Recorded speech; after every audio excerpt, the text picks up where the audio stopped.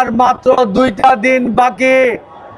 আল্লাহর রহমতে মানুষ আমাদের পক্ষে, ভোটাররা আমাদের পক্ষে, ধানের শীষের পক্ষে। আমরা তাদেরকে সুসংগঠিত করে 12 তারিখে রেজাল্ট গণনা শেষ করা পর্যন্ত আমরা সকলে ভোট কেন্দ্রে থাকব। সকালবেলা ভোট নিজেরটা দিব, তারপর এলাকায় যাব, আত্মীয় স্বজন মহল্লাবাসী বন্ধু বান্ধবদের ভোট কেন্দ্রে আনবো। দুপুরে খাবার খাবেন, বিকালবেলা রেজাল্ট না নিয়ে কেউ ভোট কেন্দ্র থেকে বের হবেন না।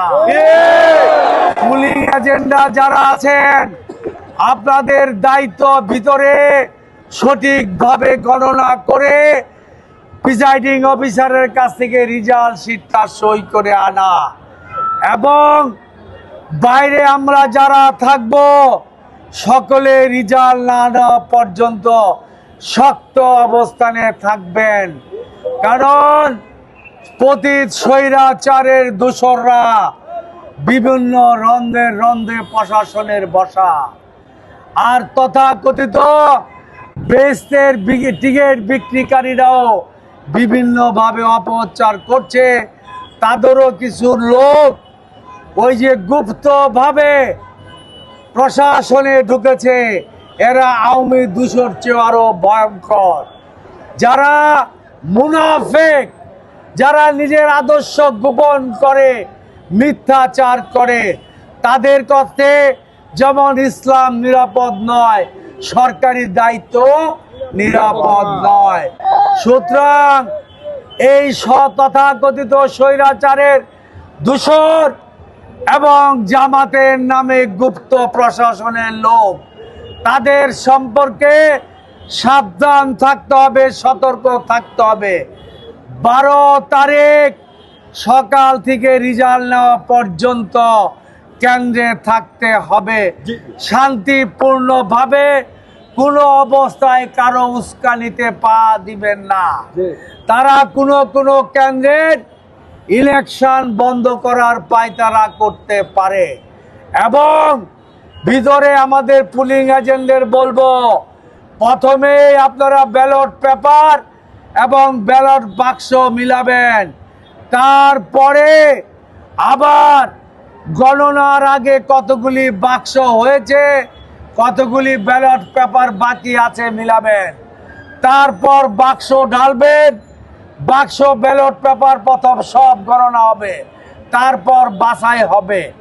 দেখা গেল যদি 2000 ব্যালট বা পেপার পড়ে, টোটাল গণনার পর যদি বেশি হয়, প্রিসাইডিং অফিসারের জবাবদিহি করতে হবে। কারণ আমরা শুনছি তারা অনেক রকম পরিকল্পনা এবং ষড়যন্ত্র করছে। তারা ভুয়া ব্যালট পেপার বানিয়ে পকেটে করে নিয়ে একটার সাথে 2টা দিয়ে দিতে পারে। সেই কারণে এই গণনার সিস্টেমে যেতে হবে। আমরা কোনো অবৈধ কাজ করতে চাই না, আমরা কোনো ভুয়া ভোট চাই না। আমরা চাই ঢাকা 11 আসনের প্রত্যেকটা ভোটার যাতে সঠিকভাবে, এবং খেয়াল রাখবেন স্বল্প সময়ের ভিতরে যাতে ভোট দিতে পারে। আমাদের ধানের শীষের ভোটটাই সবচেয়ে গুরুত্বপূর্ণ। তারপর যেটা হবে সেটা হলো বাক্সে আমরা ভোট দিব, সেটার দিকে খেয়াল রাখবেন। সংগ্রামের সাথী ও বন্ধুরা, আমাদের চেয়ারম্যান জনাব তারেক রহমান গতকালকে আমাদের ইনস্ট্রাকশন দিয়েছে। আমরা ঢাকা 11 বাসী তার কাছে কৃতজ্ঞ এই কারণে যে শত ব্যস্ততার মধ্যে উনি আমাদের এই ঢাকা 11 আসনকে গুরুত্ব দিয়েছেন বলেই উনি গভীর রাতেও কালকে আমাদের এখানে এসেছে, গুরুত্বপূর্ণ রাষ্ট্রীয় বক্তব্য দিয়েছে, আমাদের দিক নির্দেশনা দিয়েছে। ধানের শীষের ভোট তারেক রহমান সাহেব এই 17 আসনে দাঁড়িয়েছে। আমার উল্টো পাশের শাহজাদপুর এবং 30 একরবাসী, আপনারা ভুলে গেলে চলবে না। এই তারেক রহমানই 91 সনে আমাদের এই 1385 একর জমি অবমুক্ত করে এই এলাকায় গ্যাস এবং পানির ব্যবস্থা করেছিল।